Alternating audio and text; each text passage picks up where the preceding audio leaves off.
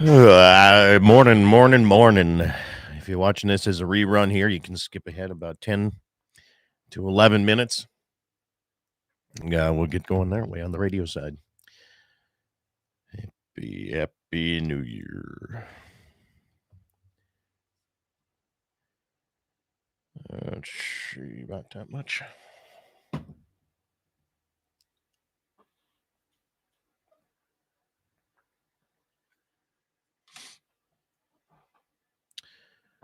Stuff doesn't get any better tasting, that's for damn sure.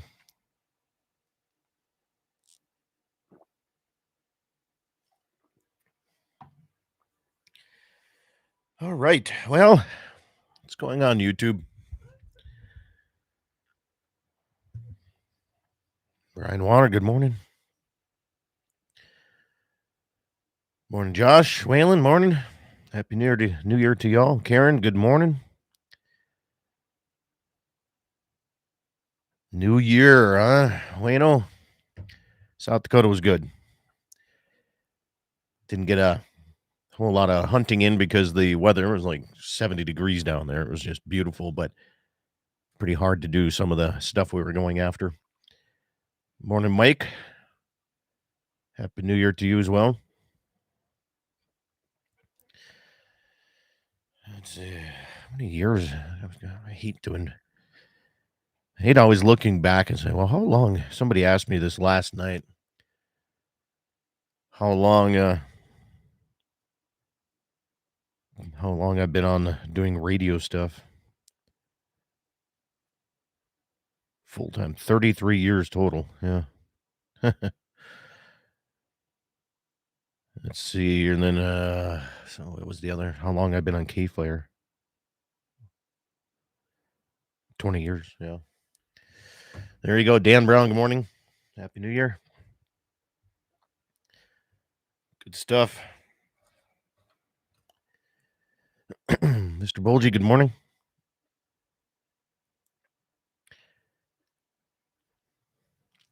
It's going to be a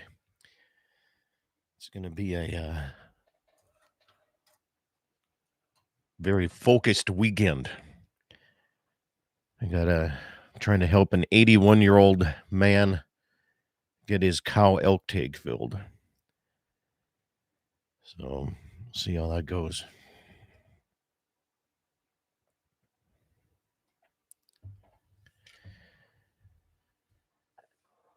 See how it goes. Might be. I don't have a decent pack, like backpack to pack stuff out, but I'll make it work. Let's see. All right, stations. We got about a minute and a half before the countdown here. I'll get Johnny on the phone then. Yeah, otherwise, it was beautiful in South Dakota this week. Jeez. Just unbelievably nice. It's funny how it's like 20 degrees warmer down there. Pretty crazy. Mr. Mayor. Starting this year with the big hitters. One shot cap. I got your video here the other day, or somebody sent me the video interviewing you. Very nice. All right, stations here. We got about 40 seconds. Do a countdown time wise so you can see what the delay is on the YouTube. And then we can go from there.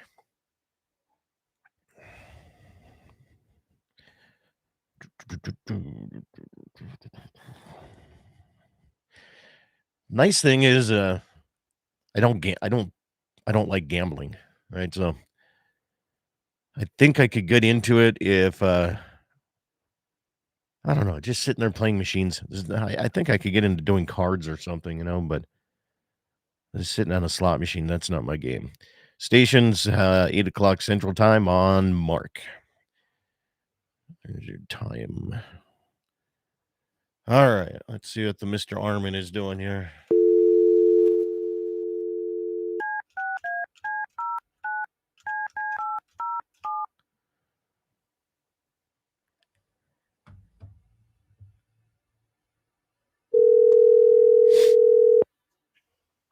Good morning. Morning.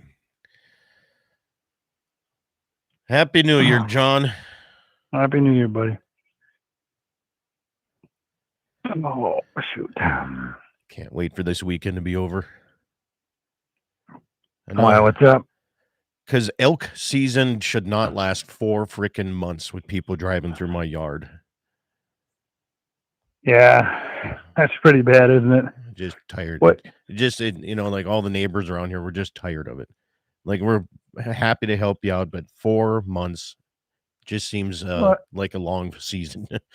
I'm trying to think who your one neighbor is. He has a lot of people come through there. He had Is it- 78 people this year.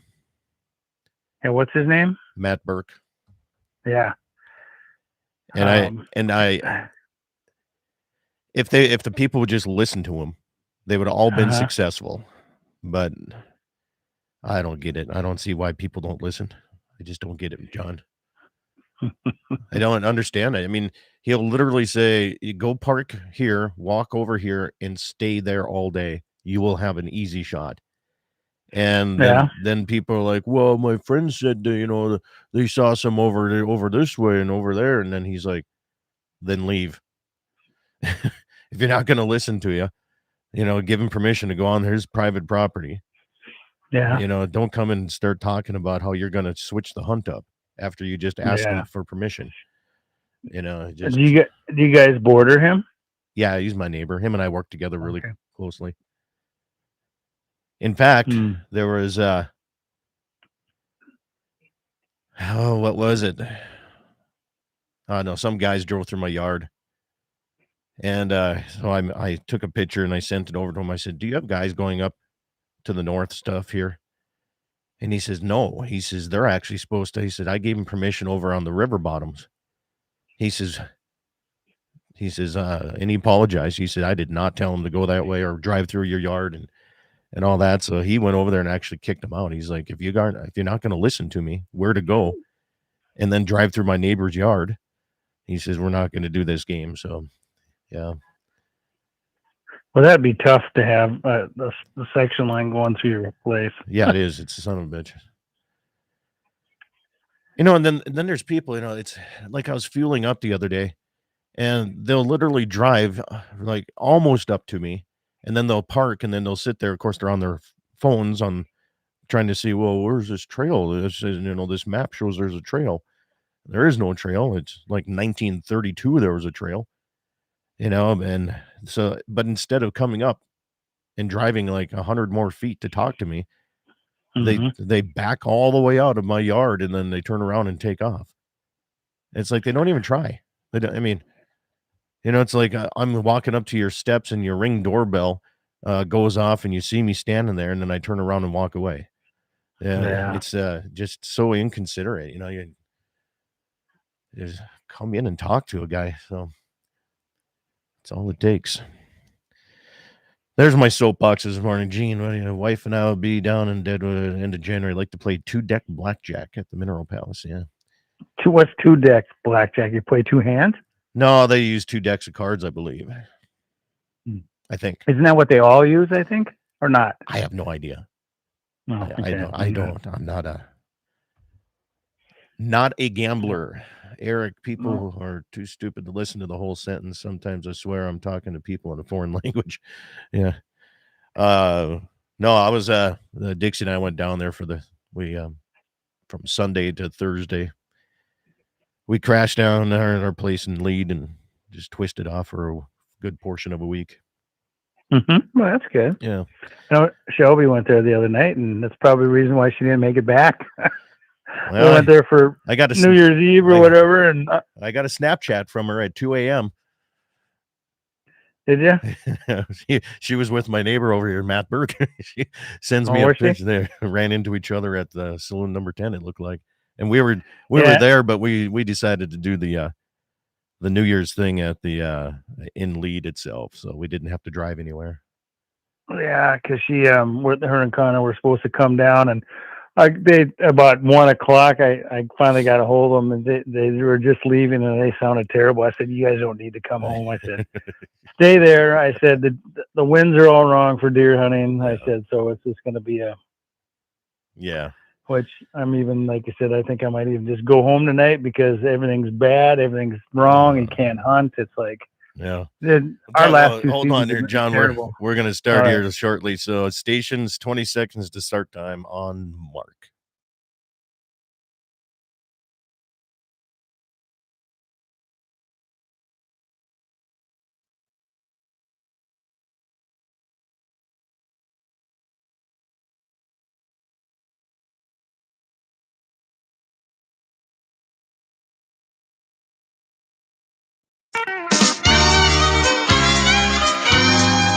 Good morning, everybody. Happy New Year, and welcome to the Saturday edition of Dakota Prairie Outdoors, heard all across the Dakota Territory, like stations like KCJB and Minot. And I got a few people up there that got in touch with me or saw them and say they listen religiously. I appreciate that very much. KLTC on the Western Edge in Dickinson, K-Fire 550 Bismarck, Mandan, Mobridge on KOLY, and KGFX in the capital city of Pierre. Thank you for tuning in here on another Saturday as we kick off the new year. Mr. John Arman from Ultimate Outdoor Adventures TV. Good morning and Happy New Year, sir. Happy New Year, buddy. Thanks for having me on. Is it going to be a new year, new me type of situation, or are you just going to go into it like last year? Same old, same old. I'll get back in the gym. This is my time. Once hunting season's over, I'm back in the gym and I got a routine and don't do a heck of a lot. And I picked up a new thermal scope, so I'll probably do a little bit more coyote hunting.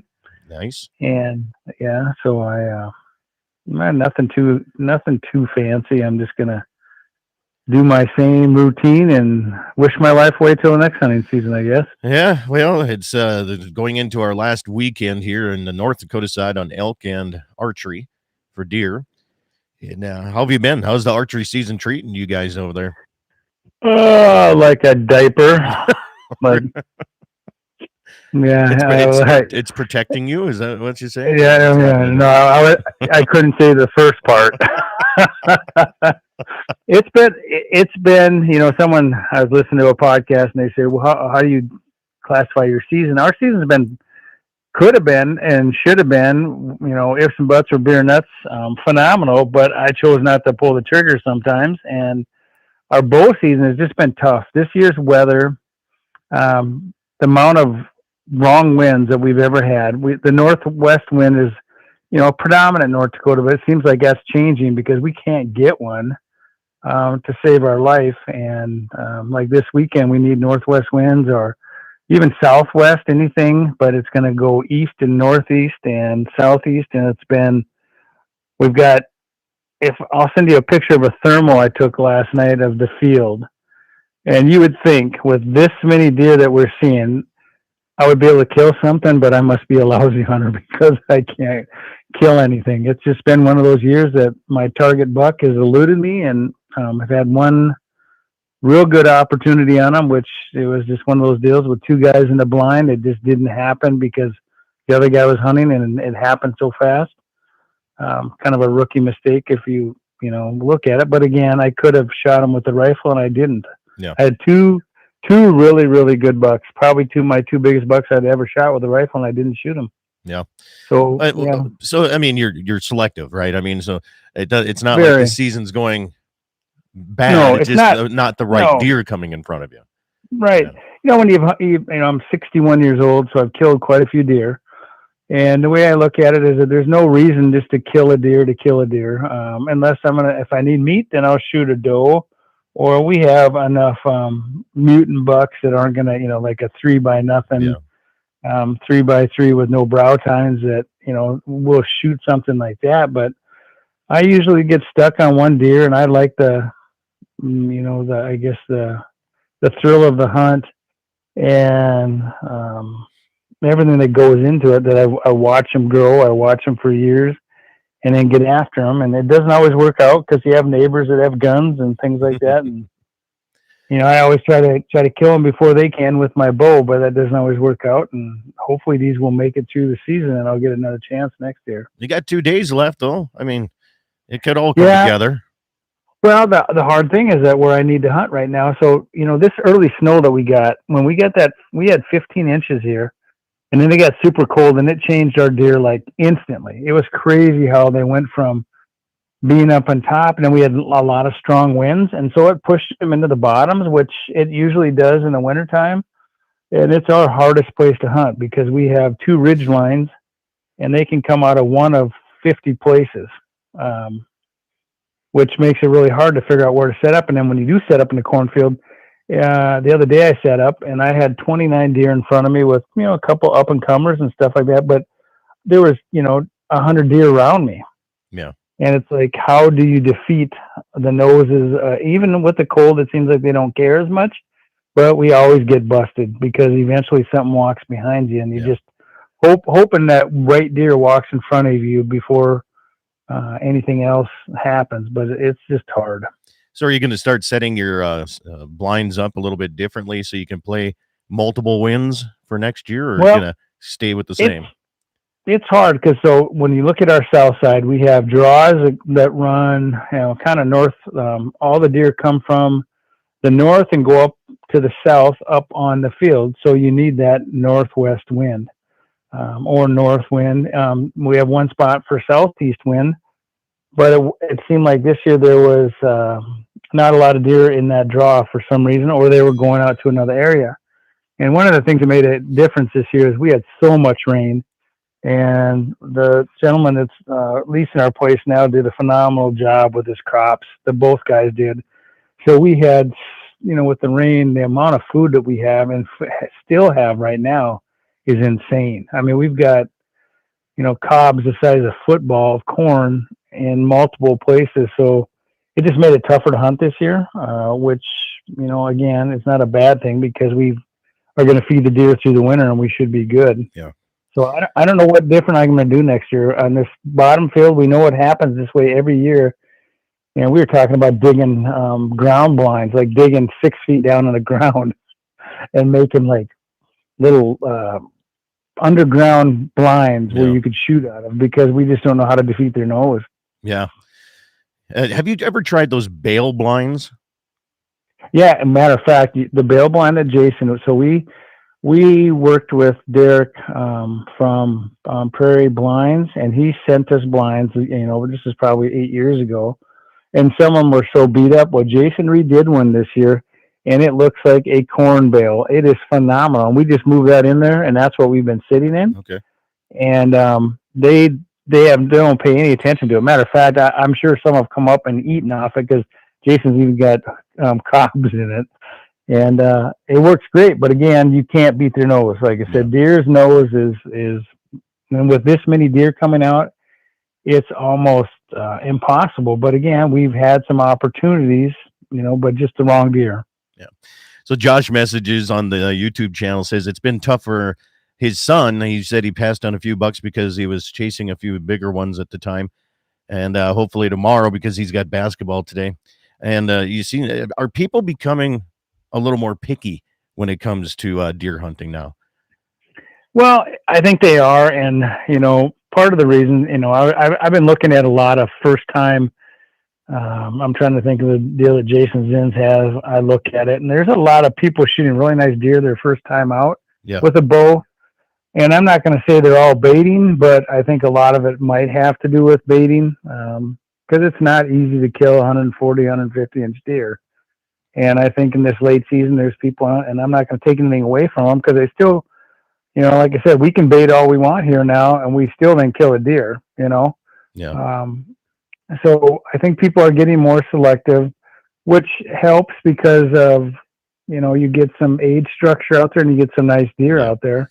And it's not only that, but it's kind of it's a feather in your hat if you finally get the one that you've been chasing all year too. So we're up against the first break here. John Arman is my guest. If you would like to chime in, text message is 701-425-6651. Live chatting on YouTube, or you can call in 888-9-DAKOTA. That's 888-932-5682. We will be right back with more right here on Dakota Prairie Outdoors.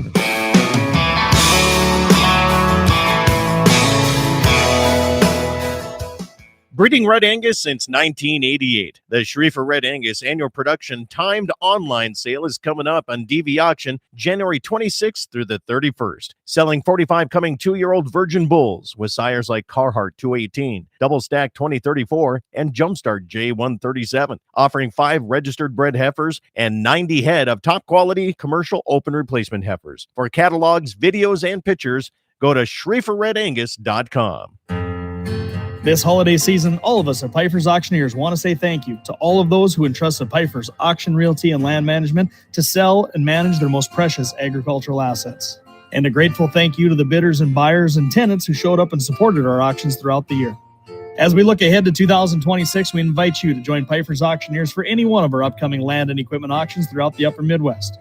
From our Piper's family to yours, wishing you a Merry Christmas and a Happy New Year. If longevity and trust is what you're looking for when you look for quality bulls, look no further than the 21 Angus Ranch. They've been in that exact business for over 32 years. Bulls born and raised at the ranch for longevity that are uniform and have deep-bodied genetics. The 21 Angus Ranch Top Cut Bull Sale is Saturday, January 31st. Join them at 1 o'clock Mountain Time at the ranch east of New England. For a catalog and videos, go to 21angus.com. I'm Dale Paulke with Dakota Community Bank and Trust, your trusted partner in ag lending. With our deep understanding and appreciation for the Western way of life, we proudly accept, respect, and promote the values that define our community. Whether you're a farmer, rancher, or business owner, we are here to support your financial needs and help you thrive. Choose Dakota Community Bank and Trust for all your banking needs.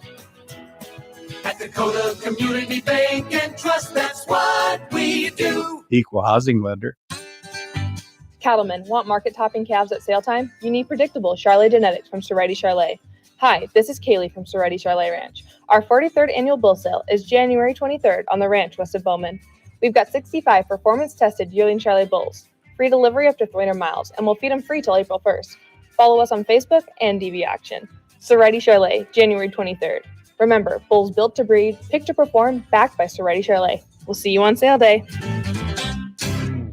This is Todd with Rounds Angus of Union Center. We invite you to join us at the ranch Saturday, January 24th, 1 o'clock. We'll offer 48 yearling Black Angus bulls out of the excellent sires Baldridge Badger, Cray Big Country, JR Fast Forward, Renown, Rounds Young Guns, and Building Block. All bulls are backed by a first breeding season guarantee. For catalog and videos, visit RoundsAngusRanch.com or call 605-985-5469. See you at the ranch January 24th, 1 o'clock for the Rounds Angus Bull Sale. Bowman Livestock Marketing, serving the tri-state area for all of your livestock marketing needs. Eastern Montana, North Dakota, and South Dakota. You can be sure of great care for your cattle and top price at sale time. Call Austin Snook at 307-290-2161. That's 307-290-2161 for more information or just to talk cattle markets. You can also find them on Facebook and go to their website, BowmanLivestockMarketing.com. MoPro Guide Service, the best on Lake Oahe. Brent and his staff will give you the most enjoyable fishing experience, always having the latest in electronics, gear, and the most comfortable Lund boat on the water. Fish with somebody who lives in Mobridge, South Dakota, the heart of Lake Oahe. If you need a place to stay, the Mo Rest Motel has newly updated rooms with free internet, a family-owned and operated business. Go to OaheWalleyes.com. That's OAHE Walleyes.com for the best fishing experience Lake Oahe has to offer. This portion of the program is brought to you by Freedom Repair. Whether it's a tractor, baler, your cutter, your combine, or air seeder, Freedom Repair comes to you and helps you get fixed up and back in the field. 19 plus years experience. Give Lucas Kelly a call at 701-440-1945. That's 701-440-1945. Freedom Repair, veteran owned and operated. On that road, but don't you worry, one day I'll settle down. And when that time comes, I hope you're still around. I hope you're still around. I hope you're still around. I hope you're still around. Welcome back, everybody. It's Dakota Prairie Outdoors. Saturday side of things. Good to have you along here this morning. The days are slowly getting longer. John Arman with Ultimate Outdoor Adventures TV is my guest here. Looking out the window here this morning, John, it seems like it's going to be a frosty one here in the Badlands over here where I'm at. So a few text messages have been coming in, and I want to start out the first one. So Rame, North Dakota is having their coyote tournament. It started last night. There was 2 divisions, and a lot of tournaments are doing this now for coyotes. They have like a day tournament, and if you want to do the day and night, then they have a separate division for that. And sitting at the old American Legion, I was sitting there having a little whiskey and talking before we got started with the rules in the Calcutta. And this one guy that he says, asked where I was at and where I live and everything. And I asked him if he's doing the night hunt. He said, yeah. I said, you want an easy 5 coyotes? And he's like, yeah, right. I said, no, seriously, you want an easy 5 coyotes? I said, well, and I showed him a spot, and he's like, well, we're driving right past that on the way up to the area that we're going to be hunting. So I talked to him this morning, and he's seen 9 and killed 6 of them. So wow. Yeah. So the coyotes, I know he said that Game and Fish said that the coyote population was down like 30% is what he said. I said, well, not in this area. I said, it's pretty easy. Yeah. That's what I heard. No, but anyway, no. Yeah. How do you tell me how you figure out a coyote population? I don't know. That's what he told me. And I was like, I didn't want to get into it. And then Wayne Muth here is talking about coyotes, his backyard trail cam pictures. He's got coyotes coming through his backyard. And like crazy. No shortage. Yeah. No shortage of them. No. That's for sure. Let's see. Gene, I want to make sure I get everybody's messages. He says, Eric says, it passed on the only shot I had at Josh hunting around Kildare area public land this year. And the mayor says he used a scope 270 this year instead of his open sight lever action. Must have scared them all off. He didn't see many deer at all. And a question for you come in. It said, are you guys using ozonics? They work. You'll never hunt without using. And no, do you use any of that stuff? I've used them before, and I've got them sitting here, and it's one of those deals that I don't know. I mean, I'd like to maybe talk to that gentleman, because I'm not sure how. I've been in a bank spline with a window shut and a ozonics running and got busted by a yearling. So I think there's a time and a place for them. I just don't think they work like people want to think they work. I think a lot of times it's the thermals or whatever going on, but we've got them and I've used them, and sometimes we've had good luck with them and other times I haven't had good luck with them. We've used nose jammer, and it seems like in the wintertime when it's cold, we get away with a lot more. And I don't know if you have a heater in there and the thermals are rising, or the deer's nose. I know Marty Beard has said when it gets so cold that the olfactory or whatever in the dog's nose kind of can get stoved up a little bit. So maybe that happens to the deer, or they just are that hungry. I don't know. Yeah. And he also said goofy winds this year has allowed us to still be successful because of using those ozonics. And I've never used them. I never have, but I'm also a spot and stalker. And so it's kind of tough to do that unless you have a ground blind or something.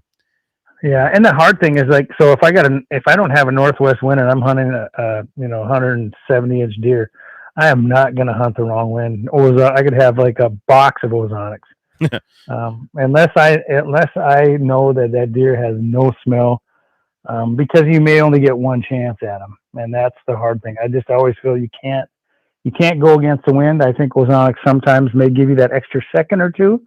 If you need to draw, if the wind swirls or something like that it might work that way. But I wouldn't, just my personal thing is I would just never go against the wind, because every time I do, it's amazing how far a deer can smell you. Yeah. For one thing.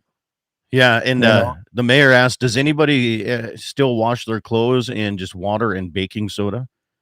I've never heard that one. I know a lot of people use that scent free. Yeah, or whatever. And guys, I think guys did it years past, and like I've said, I've done videos on it. If you're going to try to go scent free, then you got to go the whole 9 yards type deal. You got to wash them, dry them, scent free. You got to put them in a bag right away. you cannot get dressed in your truck. You cannot get dressed in your cabin. You got to get out away from your vehicle, get dressed, spray yourself down, get to the blind, spray yourself down. And then two, you think about it, you're breathing. If someone can smell your bad breath, what do you think a deer can smell? So it's, like I said, it'd be pretty easy to kill a deer if they didn't smell you. But that's their defense. I mean, it's amazing. Well, and another thing I was going to ask is, do you think some of the whitetails get a little bit smart? If you're having your blind set up in the same spots each and every year, do they get, they're a little bit reluctant to come into that area because they know, I used to have 3 other buddies and now they're gone, Yeah, I think, I talked to a guy that went down to Kansas and he went with the outfitter, and he said every deer that came, he went late season muzzleload. He goes, every deer, whether it was a yearling, or a doe or a buck, if it hit the field, it was looking right at the blind. And that's because they ran so many guys through there. Right. And I think if you get busted in your blind or in your tree stand a couple times or do something, that animal will remember that. Mm-hmm. It's like, so if you're constantly getting busted, we've been pretty fortunate that we don't get busted very often because we, play the wind. And a lot of times, like if we sit this main cornfield, we won't get out of that blind. We'll have someone drive in, and the deer don't seem to be near as worried about when you drive in with the Ranger or your pickup. They'll stand out in the dark at about 100 yards, 150 yards, and they don't take off running. If you drive in there when it's daylight, they'll all be gone. But we try to be super careful about that. And then, like I said, we've been killing deer, in the same spots for a lot of years, and we usually don't screw up as far as wind and stuff like that, just because, we'll sit on the hill. Old JW has been this deer. He's got a badge called the ranch manager now, and he's been sitting up on that hill more than anybody has. And if there was a way to kill these deer, we'd have killed them because JW is really good at that. He's been living down here on Christmas break. I come down here. This place is immaculate. He's got 2 crock pots going. Last night we had 3 different things. We had mule deer roast. We had some pheasant. He said that just ran into his vehicle or something like that. And then we had, what else did we have? We had some sausage with some that Bones barbecue sauce. And so it was, like I said, every time I've been coming down here, old JW's got everything planned out, and a heck of a ranch manager. I told him he's going to be in my will as the ranch manager. And that's the thing is, the more time you spend out there, you kind of see patterns and how to go about things, or if nothing else, how to get around to the next spot where they might end up. Yeah. Text message comes in, says, back in the days when I did a lot of antelope hunting, by the 3rd day, the antelope would always come look in the blind of the window in the blind before going to water. So they're getting used to that. And I got another text that some of the deer that have been, this guy got just monster mule or whitetails going on here. So some big deer been taken, John. It's crazy. There is. I think every year there is. And I, like I said, I guess I want to think I'm a great hunter, but I get kind of humbled every year because some years are better than others. And honestly, this year, I can say I probably have only sat 6 times trying to kill the deer I want to kill because it's just not been right. And I've had 1, 2, 3, 4 sightings of them with one blown opportunity just because it was too big of a rat race and 2 big guys in a blind. And other than that, he's been pretty elusive until late season as far as seeing him. He doesn't like to come on the cameras very often. And I always tell people cameras, I think, save as many deer as kill because I think people rely on cameras and won't hunt an area. But what we see from the hill tells us as much or more than the cameras do because you can see the whole picture where they're coming from. And we just need that. We needed more snow and cold because then they stay to the trails and then they come earlier. And now with this warm weather, last night I watched 27 deer up on a flat that I hardly ever see them on, just grazing. Well, John, You know, we're going to hit the second part of the program. Stay with me here as we're going to continue on. John Arman from Ultimate Outdoor Adventures TV is my guest, and we'll have more coming your way in the second half after these messages.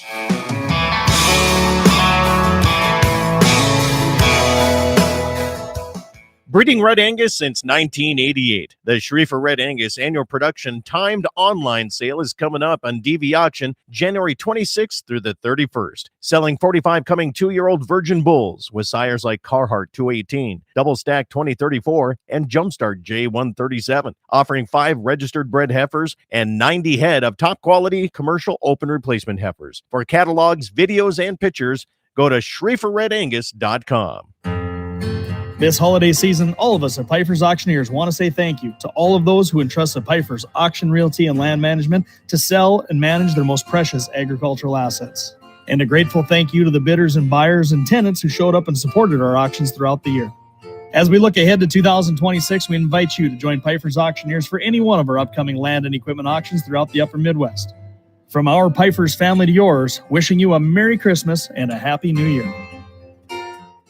If longevity and trust is what you're looking for when you look for quality bulls, look no further than the 21 Angus Ranch. They've been in that exact business for over 32 years. Bulls born and raised at the ranch for longevity that are uniform and have deep-bodied genetics. The 21 Angus Ranch Top Cut Bull Sale is Saturday, January 31st. Join them at 1 o'clock Mountain Time at the ranch east of New England. For a catalog and videos, go to 21angus.com.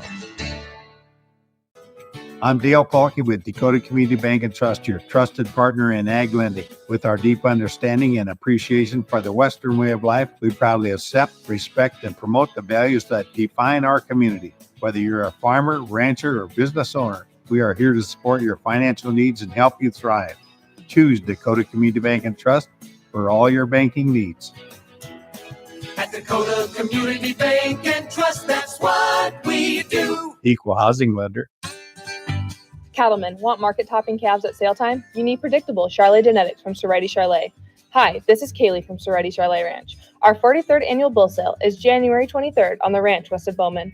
We've got 65 performance-tested yearling Charlet bulls, free delivery up to 300 miles, and we'll feed them free till April 1st. Follow us on Facebook and DV Auction. Sorority Charlet, January 23rd. Remember, bulls built to breed, picked to perform, backed by Sorority Charlet. We'll see you on sale day. This is Todd with Rounds Angus of Union Center. We invite you to join us at the ranch Saturday, January 24th, 1 o'clock. We'll offer 48 yearling Black Angus bulls out of the excellent sires Baldridge Badger, Cray Big Country, JR Fast Forward, Renown, Rounds Young Guns, and Building Block. All bulls are backed by a first breeding season guarantee. For catalog and videos, visit RoundsAngusRanch.com or call 605-985-5469. See you at the ranch January 24th, 1 o'clock for the Rounds Angus Bull Sale.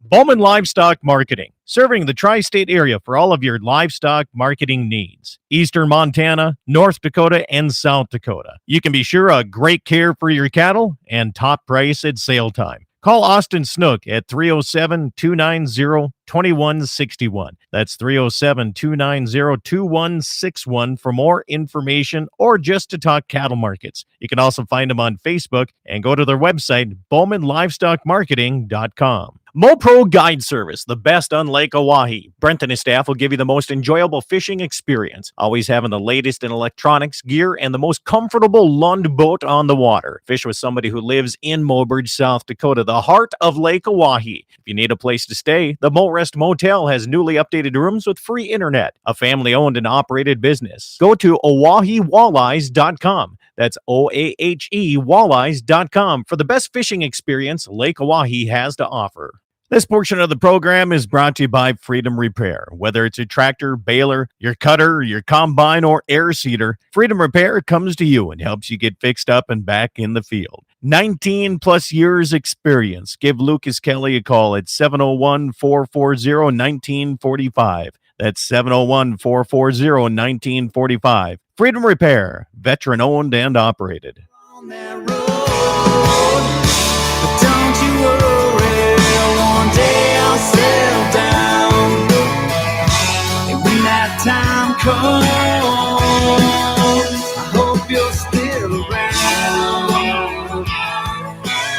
I hope you're still around. I hope you're still around. Welcome back, everybody. This is Dakota Prairie Outdoor Saturday edition. Good and happy New Year to you. John Arman from Ultimate Outdoor Adventures TV's starting the new year 2026 off, the very first show with me in 21 or 22 years? I can't remember how many. I've been in radio 33 to 34 years, John. Holy cow. Yeah. And I'll tell you this, I've yet to get a pay raise in 33 years. Yeah, I feel the same. 24 years in TV, and I'm the same. But I guess that's my own fault. But I'm amazed. I still, every time I hear your stuff on the weekday or whatever, I'm like, how in the heck do you get all your stuff done on top of ranching? Well, you just have to dedicate time, right? It's all about. I would like to say I'm so well disciplined to do that, but that's not the case at all. I get to go out and enjoy this every day, and technology's made it a lot easier, so that's nice too. But all right, today is the day, John. Today and tomorrow, the closing of North Dakota elk season, and my goal. I have one goal left, and it's an 81-year-old gentleman that is looking at a cow elk tag, and that's a little pressure, because Yeah, it is. right. I mean, it's one thing if it's a kid, but it's like, well, they got to learn ups and downs here. But when it's 81, he finally got drawn in 81 years. Finally got drawn for an elk tag, and we always talk about maybe they should go to a point system so some of these people don't have to wait until they're 81. But that doesn't necessarily work either, and I don't know. What's your take on it? I mean, it would be a little easier if it'd be about 20 years ago, right? Well, yeah. And again, I still think there's something that could be done. Maybe when you hit a certain age, your points double. Give a guy a couple of chances. If you move to North Dakota, you got to wait 10 years or something, because there's a lot of first timers. I don't know. It's a tough one, because I know the point thing is just people wouldn't put in then. And I don't know, because it's tough. I was fortunate to get drawn, and part of me, I'm curious that some of these guys have been drawn for all three. You know what the odds of that? What the odds of that being? I mean, there's got to be some kind of glitch in the system or something with his social security number or something. How in the heck does a guy get drawn? Like, I know guys that have been drawn for like moose and elk in the same year. Yeah. Well. So I don't know if it's the luck of the draw or what it is. And, you got the gentleman that's 81 years old, and killing a cow, I think, is tougher than killing a bull. I'll tell you what. So I went out scouting yesterday, and it's not the herd size that when Levi was down here, but there's a lot of eyes watching us. So that's what makes it even harder. Is a group of 50, 60 cows all bunched up in one area. And it's gonna be challenging. There's no doubt. So I didn't even check what the wind's doing here today or nothing, but it's frosty. We have kind of some fog. We can still see about a half mile, but it's gonna be an interesting one here today. There's no doubt about it. Or maybe even tomorrow. Yeah. Do you guys have do you find that the elk separate the bulls and the cows, or do you guys have little of both? Yeah, so usually they do. Usually, especially if there's snow. The bigger bulls will usually separate and go on their own, and the smaller bulls, younger bulls, will stay with the cow herd. This year, for some reason, they're all together. They just kind of hang out together. There is one satellite group of bulls, but this year is just a different year. They've been all hanging out together, and mostly because I got one neighbor that has a cornfield way north of me along the river, and another neighbor that put in brand new alfalfa field to the south of me. And it seems like that's where they're hanging out, right? They're loving that cornfield and the alfalfa. Yeah. I know my brother last year took a couple older gentlemen that we let hunt the ranch, and we have elk here, but they kind of cover a big area. Mm-hmm. And when they come through, they're here. When they're not, they're not. Well, Russ took them out to the Badlands where he hunts, and they saw 27 bulls in that one call and one cow, and like I said, they're not dumb. But again, I was out the other day and I could have killed, a handful of them. And it's like, sometimes they just stand there and look at you. Mm-hmm. And I was sitting in the ranger watching the deer, and I had cows at 200, 300 yards, and I had a bull looking at me and took some great pictures. And it was pretty cool. But again, then I put a blind up down on the cornfield. The first night they came down and they destroyed my camera. Yeah. I had on the blind. They even bumped the blind a little bit, and I was like, "Yeah, they just have a sixth sense for those cameras, and they don't like them." So, Jesse and I, we had a blind. Well, it was Jesse's blind, but we each had one down in this little area, and I had a camera sitting on it years ago. And I went to get my card out of the camera, and I was like, "What the heck? Did Jesse come and take his blind?" And I got on and started looking at the pictures, and an elk was just thrashing it, and he took off running, and it was caught in his antlers. I found my neighbor found it 2 miles away from where he had it. It was destroyed, but they'll get in there, and especially game cameras. I mean, when they start in early season, when they're starting to rub that their antlers, and they can. I mean, it's like almost 20 feet high that they can get up there. And well, like I said, rub. And they get hooked in them, and then it's game over. Yeah. No, it's so good. They're, a guy says put them up in the air. I'm like, well, I don't have fence posts that tall. You could get some pipe, put some 2 7/8 in there, John. There you go. Yeah, go oil field it. So, what do you got planned for this year's hunts? Are you going to plan on going Africa again? Or are you looking at trying to go down and do some Kansas or Iowa hunts, or some big whitetail areas where the records on each and every year?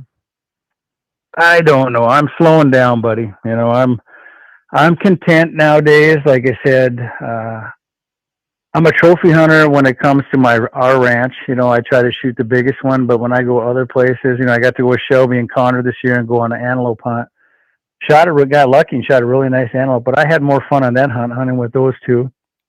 And I'm hoping next year they'll invite me down again, and I'd like to do maybe a spot and stock mule deer hunt. There you go. And because I've never killed one, and it doesn't have to be a giant. If I'd see a 150 or 160 and they would be good with me shooting it, I would sure try.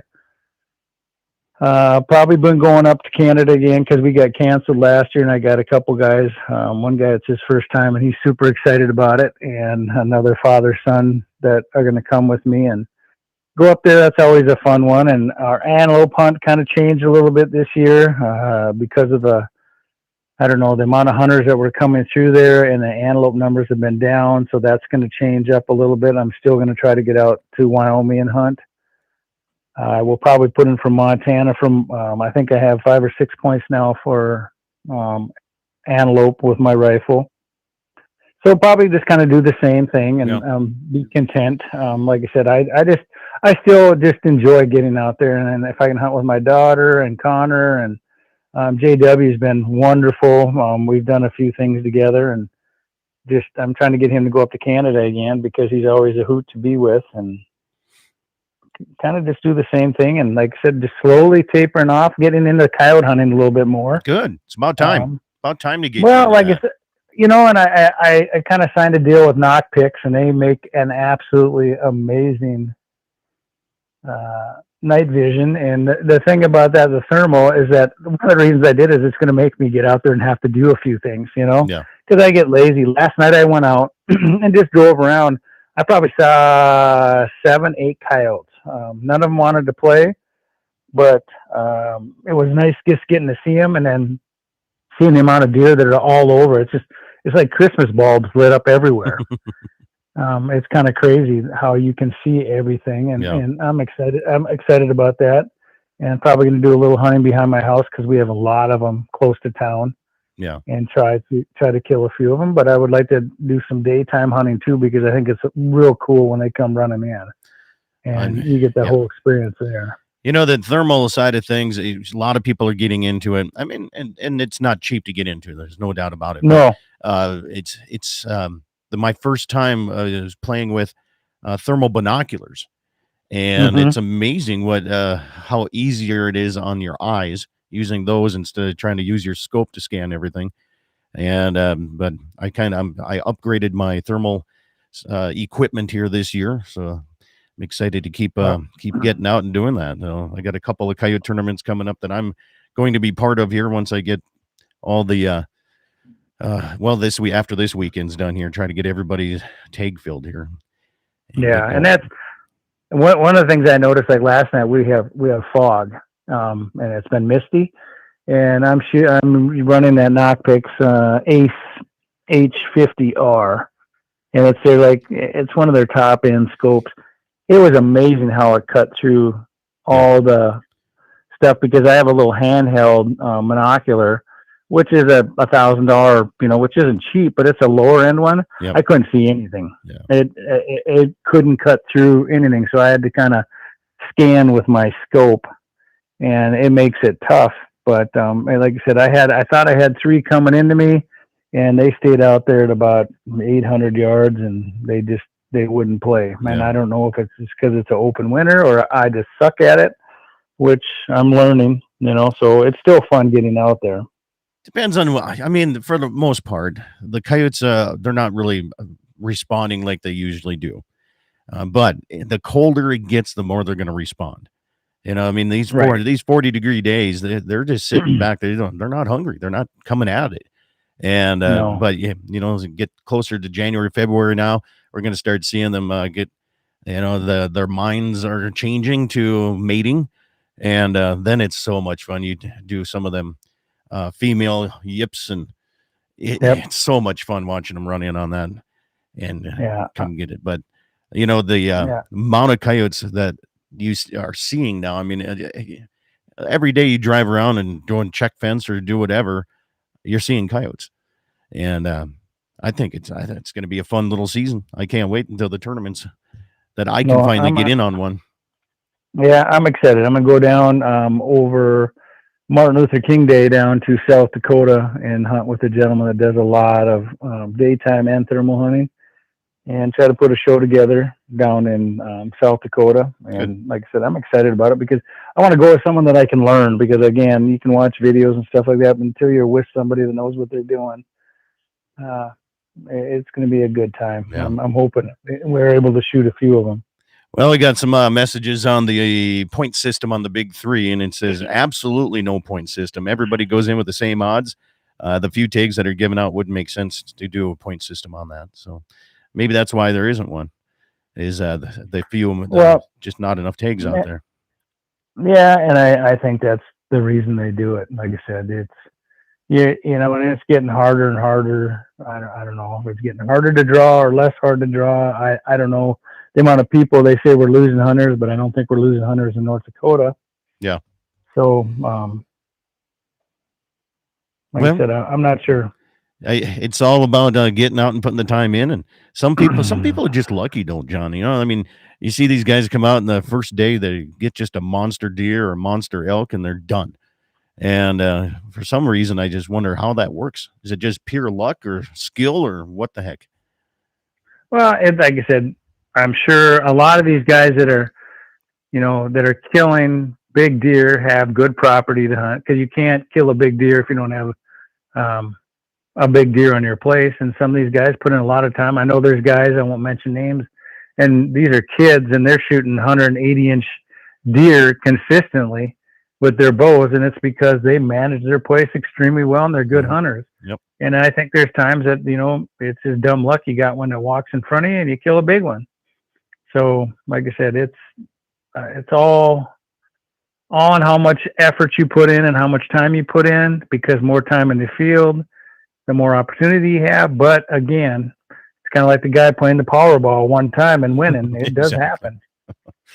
This doesn't happen to me or you. Oh, I actually took the time and drove into town and bought some tickets for that thing, and it didn't work.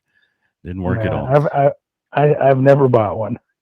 Wayne says on the Big Three, says, I agree with John. There should be a waiting period for new residents, and they should have purchased a hunting license prior to as well. So you're starting to see a lot of people moving into this area, aren't they? I mean, I think, conservative people moving in here. And like I said, our world is still pretty good around here, and there's still access to be had in some of these areas. Like I said, I still believe, I know access is a big thing for a lot of people, but it's kind of funny. I live next to the river bottoms, and I don't see anybody hunting. Yeah. So there's places you can hunt. It's just not easy, and it's the amount of time. Because I always think it's kind of funny how you live out there in the Badlands, and it's like how many people actually stop and ask you to hunt versus just drive by and complain. I think it's one of those deals. You just got to knock on doors and offer to help a rancher. Like I said, they won't always take you up on it, but they appreciate you offering. Yeah, absolutely. Not only that, just to sit and talk to somebody, you start that relationship soon, and it'll help out down the road. We talk about that most all the time. I mean, everybody says access and access. You see all these articles in these magazines I've been reading, online forums, and it's all about habitat and access is all they talk about. And nobody's talking about making relationships. And I think that's part of it. I think there's going to be a time. There's a lot of times I'm driving down whether I'm going to Montana, whatever. I see a really cool ranch or something. I just want to stop in. Yeah. Not even for hunting, just to stop in and visit with the people. And it'd be cool to make a trip around this country in this 3-state area and just stop in at all these ranchers and just talk to them and introduce yourself and say, you got a beautiful place and just wanted to stop and visit with them because there's so much knowledge out there. And there's a lot of cool stuff out there. And I think we get in such a hurry nowadays because you remember when we were kids, every Sunday we were visiting somebody. Yeah. Going to some neighbor or some relative. And now we don't do that anymore. It's funny you mentioned stopping and going down to the hills here this week, Highway 85. There's a couple sets of corrals that are right along the highway. And I love different designs. So, of course, I stopped and Dixie, my wife says, like, what the heck are you doing? I'm like, I got to see how they organize it and how they have their cut pens. And so I just kind of walked around there and looked at their corral system right there a little bit and learned a few things, right? I mean, how do you learn without stopping and checking things out sometimes? No. Nope. I know the corrals you're talking about. They've saved me a few times driving on that road for a place to do a little pit stop. Text comes in and says, I finally drew a North Dakota moose tag this fall after 45 years of applying. Still waiting on the other two. Yeah. I had a buddy that I don't know. I can't really say a buddy. I guess I met him one time and they drew moose and elk one year and then drew the bighorn the next year. That's insane. Yeah. It blew my mind this is crazy, but I know, and that's the tag I want. Is that moose tag? I would have traded that moose tag for the elk tag. Traded that elk tag for the moose. Yeah. I'd like to get moose. I'm a little bit. I would love to have the bighorn and the moose. I'm still going to be putting in for that. However, talked to a guy last night in Ram. He's out of the Montana side, and next weekend he's going on his wolf hunting, and he's got a guide that he has and he started showing me pictures, game camera pictures of these things. And they're just giant, man. I mean, you just don't realize how big they are until you see them. And so I'm excited. He's got mountain lion. He already got his mountain lion this year. And now he's going after a wolf. So we could do that, man. Montana's right here. We could do that. I know. I talked to, I forget his first name, but it's a Schaff, and he does heating and air in Bismarck. And I think he's part of he ranches too. So he's one of the Schaffs. And he went to Canada, is it last year or the year before, and shot 2 giant wolves. Yeah. I mean, and black and beautiful.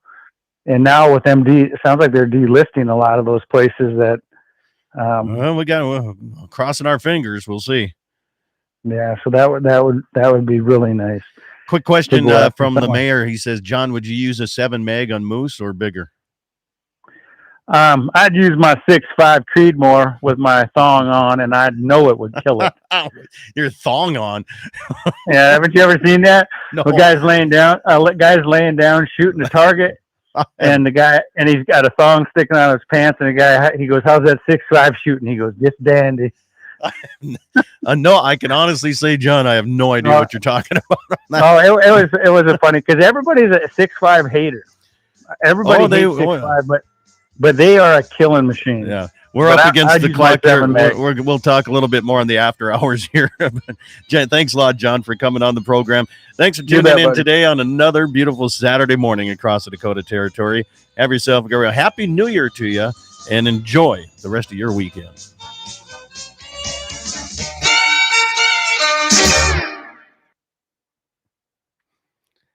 Thong, good grief. That's a good way you have to. Yeah, you have to look it up because everybody hates. They just hate on 6'5".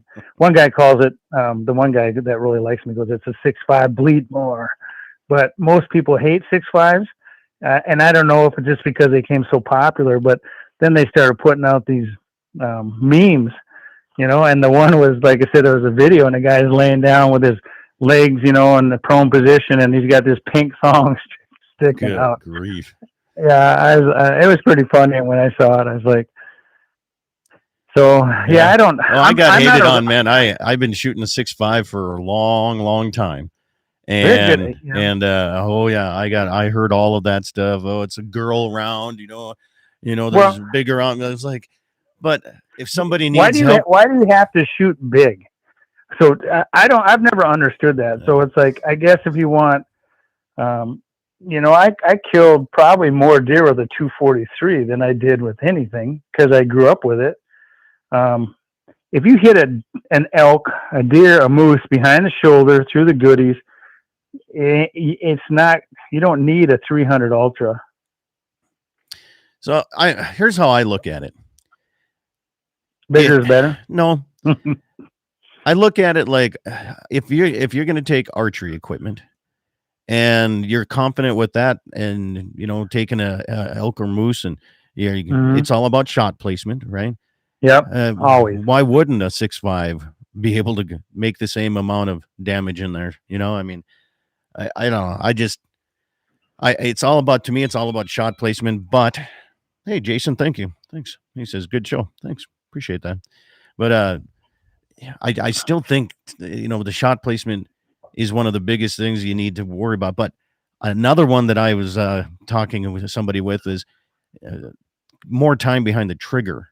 And I think time behind the trigger in different situations. Like if it's if the wind's blowing 40 miles an hour, the first thing in your mind is, do you want to go to the range today and shoot paper?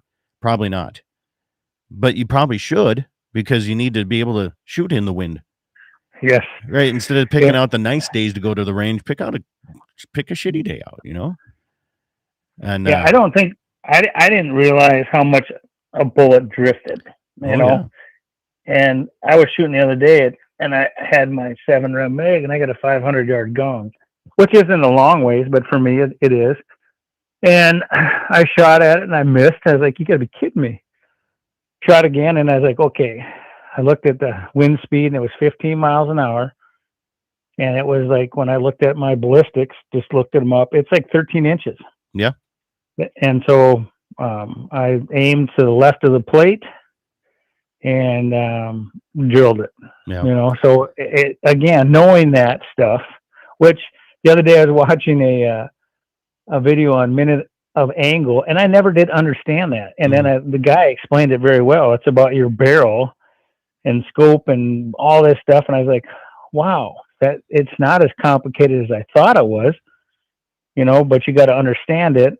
And I think too many people don't understand it, especially when guys are shooting long range. At 200 yards, that wind at 15 miles an hour is not going to make a big difference, But at 500 yards, it does. And so I'm guilty of that too. And that's why I'm trying to shoot more, because I do enjoy it. Yeah.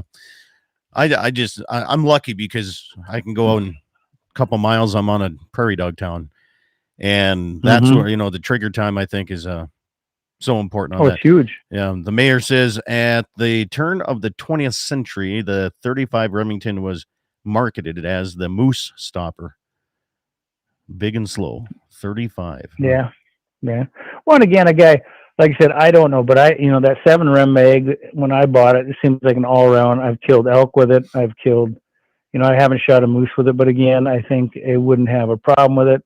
I've got actually have a lighter gun. HS Precision is making me a 6.5 PRC just because my big gun is so freaking heavy to carry around, and I'm getting too old to carry it.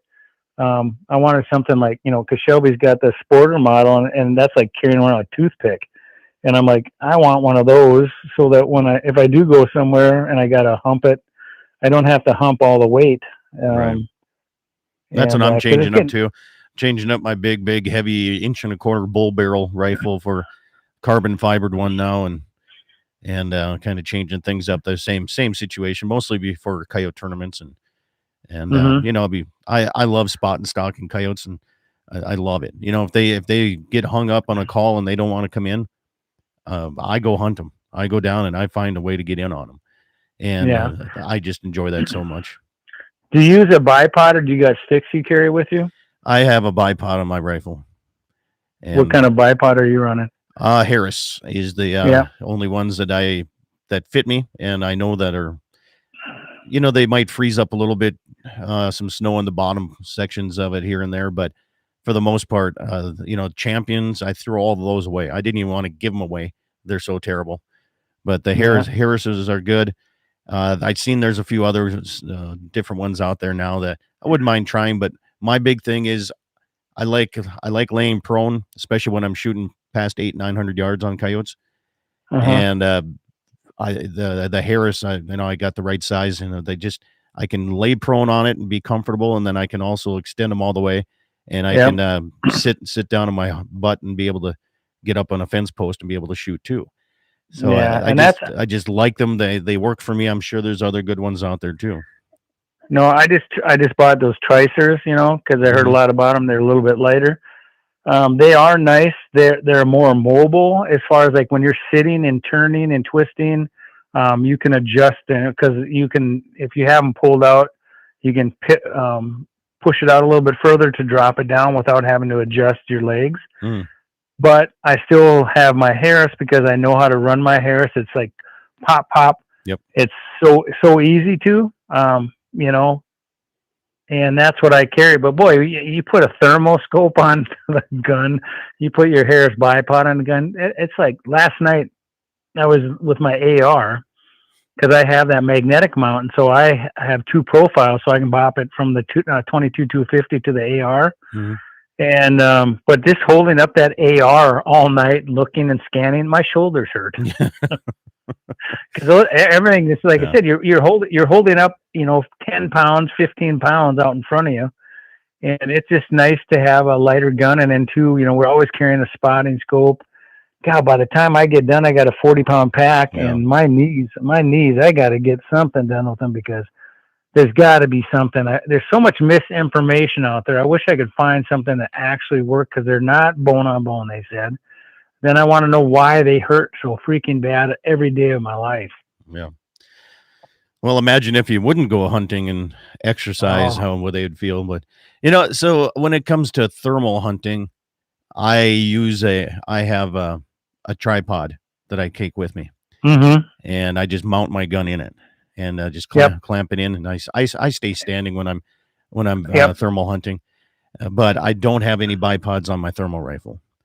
I don't. Yeah. And that's, and I had my thermal on last night just because I wasn't going to be, because I have a big Vortex one, which is amazing. When you lock that thing in there, you can span and look, and you don't have to have, your gun in your hand all the time. But last night, because I couldn't use my binocular because it was so foggy. But I'll send you. It's going to be an interesting one today here because the fog is rolling in thicker and thicker right now. So and Jason was coming up with an idea too. He says he thinks the deer move different with the fog, which again, he's been on that hill and he's like trying to figure out the movement. And he goes, I wish you could be here. He goes, I don't think anybody believes me, but it's been incredible. And then the next day it's like, not so good. So it'll be interesting to see what he saw today, but I'll send you a video of, my thermal last night, just scanning our field. And it's crazy, Yeah, I got to get my binoculars synced up to my cell phone here is what I got to do. Which ones did you get? I got the Pulsar Merger LRF XQ35. It's the one that Shields had on sale. Yeah, they're going through a lot of, when they had that Pulsar scope on sale over Christmas time, I think they said they sold like 40 of them, 50 of them. It was insane. Yeah.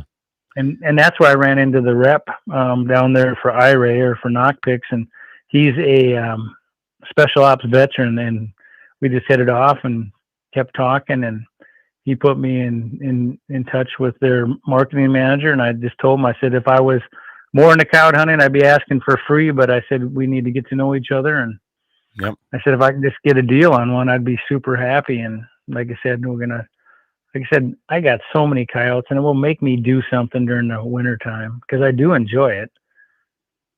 I'm gonna go to Schweitzer's butcher shop, and I'm gonna grab all their extras, and I'm gonna throw them. I'm gonna throw them out on our hillside, and I'm gonna set it up in my daughter's room. My wife goes, "You are not." I said, "Yes, I will. You won't even hear me shoot." Yep. No, I had Bearing Optics gave me a call and wanted me to use their equipment, and I says, "Can I?" I said, "I'm not gonna only speak highly of it." They said, "Well, no, we want you to use it and take pictures of it and do this and this and this." I'm like, "But," I said, "I have Thermion 2 XL60 on my scope or on my rifle." Well, ours. I'm like, I just can't. I can't do that, John. It's hard. I can't be a product guy that if you want me to use it, I'll use it. But if it's shit, I'm going to tell you it's shit. Well, and again, I'm the same way. We just had. So I lost GSM as a sponsorship this year, which was a big contract for me. And when we first started, we had NAP, New Archery Products. We had Scentaway, and we had Apex. Those were the three individual companies we were working with. And they got bought up by GSM, and I was like, "Oh crap," But I continued to work with them. It was really good, but this year they made changes. The girl I was working with went over to the fishing side, and I just knew things were going to change because we had such a good relationship. And they let us go, which is fine. It did open the door for me because now, Apex is a good site for $159. I'm working with now Spot Hog, which I've always wanted to shoot because they are a step above. Yeah. But a lot of the products I'm not going to fill. I don't want to be. It's too much work for me anymore. Yeah. So I really didn't. At my time and point in time, I can afford to buy it if I want it. And those Spot Hogs, I can just switch, from each year to my new bow because I don't need a new one every year. Right. But again, it's. I've always told people if they don't work, it's like with Apex, their site, or they wanted me to run their rest. And for the first 2 years, I said, I can't. It doesn't work. It doesn't work. It doesn't work. And then they got it working. I said, now I can run it. But I'll tell people honestly, if it sucks, I'm not going to be affiliated with it. Well, that is, it makes you look stupid. Well, and I get it. I got a buddy in South Dakota. He's just excited about, he's got a podcast and I think he's out of the Worthing, South Dakota area.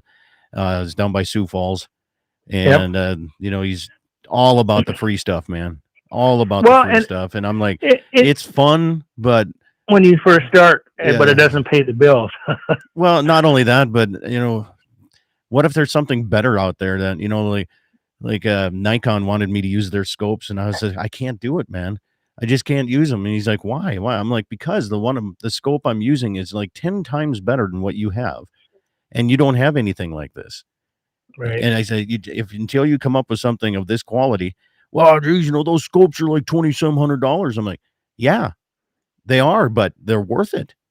The glass is better. The field of view is better, and they hold their zero. And there's a reason that, and I just couldn't do it, man. Because they're never going to send you the, like Pulsar, when I was when they were sponsoring for a while, I was like, well, I want the best one that you have. If you're going to send me one, I want the best. And they're like, wow, we usually let our pro staff have those. We'll give you the $2,000 one. I'm like, why? No. I said, then I'll just not be a pro staff and I'll just go buy one. I said, you have good stuff, but you're not going to send the junk to me. And then hell no. Yeah. No. And again, it's like when a guy gets going into it, if you go into it for the right reasons and understand if you're not going to be using the best stuff, and you're happy with that, but you can't promote it as the best stuff. And that's why I've never said anything is the best. Yeah. I've said one of the, Kenetrek, they're one of the best boots on the market. Damn right they are. One of the best. It's like, it's not the best. Hoyt bow is not the best. It kills me when guys like Drury's, I'll never shoot anything else. This is the best bow ever made. And then next year they're shooting PSE. Yeah. I think product whores. Yeah. Yep, I think you look like a fool. And like I said, I'm going to put out a video and let people know why I switched. And it's just, it's the way it works. We've never worked with anybody and continue to work with anybody that we didn't believe in 100%. Yeah. Were they the best product? No, but they, I always said with Apex, it's a blue collar site. If you want a good site, they make a couple of them. I said they're not a $400, $500 spot hog, but they do the job just like they do, But again, spot hog, when you roll that thing up and down, it's like night and day difference. Mhm. But that's why you're paying $500 for a site. Right. So as long as you tell the truth. It's no different than thermal. I mean, you can get cheaper stuff, but there's a reason there's cheaper technology in it. And, and I started with that, and it's like it wasn't bad, but this one it's crazy how you can see. Last night I did one at 350 yards of deer, and there's no question it's a deer bedded. It's like my other one would be like, is that a deer or dog? What is it? Yeah, these are. No, you can definitely tell. Yeah. Well, buddy. Hey, thank you. I'm gonna go. I appreciate it. I don't know how I'm gonna get this guy on his elk. I really am stressing out here about this. Yeah, I know where they're gonna tough. be. I know where they're gonna be bedded down. How do you get? I suppose everything's noisy out there too because it's got a little bit of crusted snow. Yeah, most of it's pretty well melted. The north-facing slopes have a lot of ice on them yet. For the most part, that I'm not worried about. What I'm worried about is he can only maybe go about a half a mile on flat ground. So that means what, eighth a mile in the rough ground.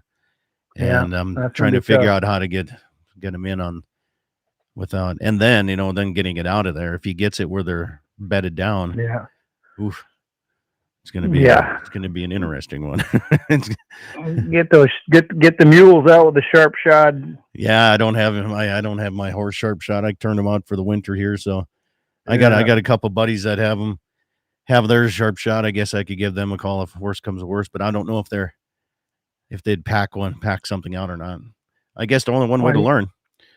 Yeah, gosh, and horse on ice. I've never ridden one with sharp shot, but I just know watching my horse come in on ice. There's so much ice out there. I got turkeys in my backyard. You should see them when they come across the ice. They even fly across it because it's so freaking slippery. It's hilarious. They just split. And like I said, I'm wearing chains all the time because I feel like I'm a 90-year-old man walking on it. Yeah, I finally took the chains off my shoes here yesterday. And oh gosh, yeah, but just when you do that, you take a step and it's like, whoo! Yep, my yard is still nothing but ice. So, but, yeah. Well, buddy, happy New Year to you. Tell your daughter. Call me when you get into town. Tell your daughter. Yeah, I'll call her. I'm gonna give her a text her. I'll call her and see if she's ready. Yeah, because they'll be on mountain. Connor just sent me pictures of bobcat on a kill. He's going to sit on it. He doesn't know if it's the same, but I think two mountain lions just showed up on it. Nice. I don't know if South Dakota mountain lion season open yet. Opened up last weekend. Okay, then there'll be two. I think Shelby's up 2 to kill one. Yep, 2 females have been taken so far. So, yeah. Yeah, those guys. I'm guaranteed they'll kill a couple of them. They put enough time into it. Yeah. All right, man. So, all right, man. Take care. Get a Dixie. Well, I will do. Thanks. See ya. All right, bud. All right, stations, YouTubers. Thank you guys for tuning in and staying with me here. Appreciate that. Happy New Year to all you. And we'll see you next week.